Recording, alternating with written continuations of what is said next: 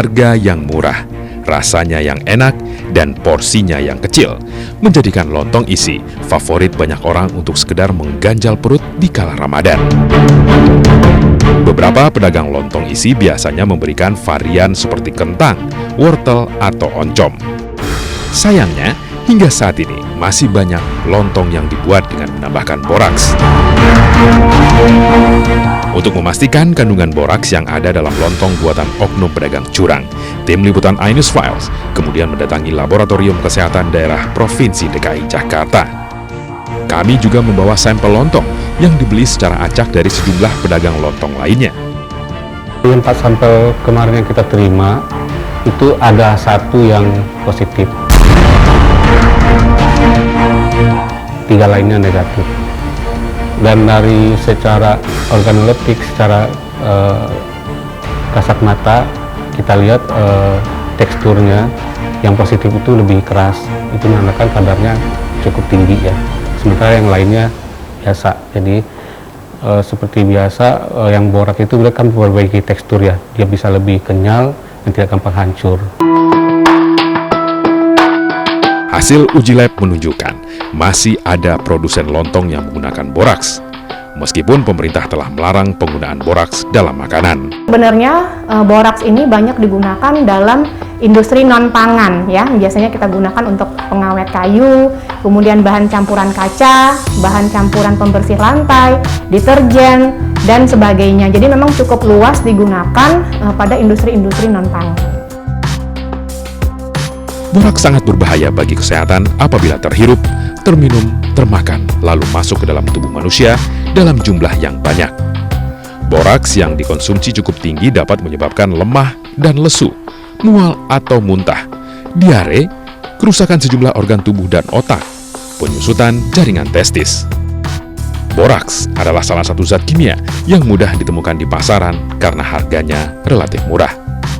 Jadi tak heran jika banyak pedagang curang menambahkan zat kimia yang satu ini untuk mendapatkan keuntungan besar dengan modal usaha yang sekedarnya.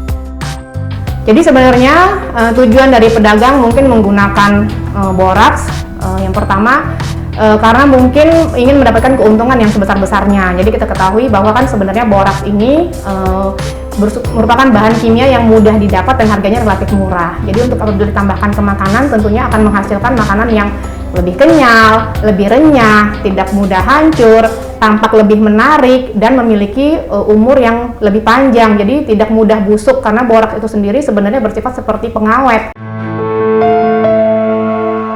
Lantas seperti apa tanggapan dari Badan Pengawas Obat dan Makanan terkait penemuan tim iNews Files di lapangan? Terkait dengan temuan boraks tahun 2018 adalah 0,19%.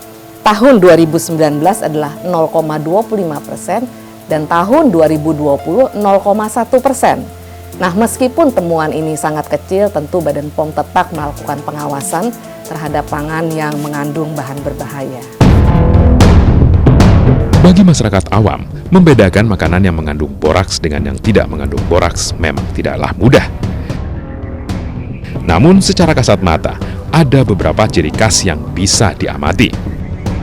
Makanan-makanan yang mengandung boraks itu biasanya akan bersifat lebih kenyal. Kemudian dari warnanya sendiri dia akan lebih berwarna keputihan dan kemudian tidak mudah rapuh. Nah, yang paling penting untuk dilihat adalah saat dagangannya itu biasanya tidak mau dihinggapi oleh, bahkan binatang pun tidak mau menghinggapi, seperti kayak lalat itu mungkin udah nggak terlalu banyak di sekitar situ. Dan yang paling penting itu makanan bisa tidak busuk walaupun udah kita taruh di suhu ruang lebih dari 3 hari. Makanan yang beredar di masyarakat harus dilindungi dengan penjaminan pangan. Penjaminan pangan yang aman dan bermutu bukan hanya tanggung jawab pemerintah, namun industri pangan dan konsumen juga mempunyai tanggung jawab sesuai fungsinya masing-masing. Jadi laporan ke aplikasi lapor.go.id. Yang kedua, lapor bisa juga ke Halo BPOM di nomor telepon tadi ya 1500533. Di sana ada unit layanan pengaduan konsumen sehingga masyarakat bisa berkomunikasi langsung, memperoleh informasi atau memberikan pengaduan. Sanksinya jelas sekali ya, sesuai dengan Undang-Undang Pangan, Undang-Undang nomor 18 tahun 2012, sanksinya ada 2. Pertama adalah sanksi administratif, yang kedua adalah sanksi pidana berupa penjara paling lama 5 tahun dan denda paling banyak 10 miliar.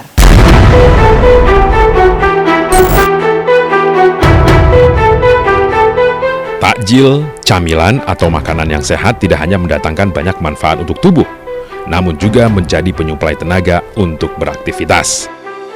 Jangan sampai salah memilih menu yang justru memicu penyakit baru. Jadi jangan bilang Anda tidak tahu akan permasalahan ini, karena kami sudah memberitahukannya.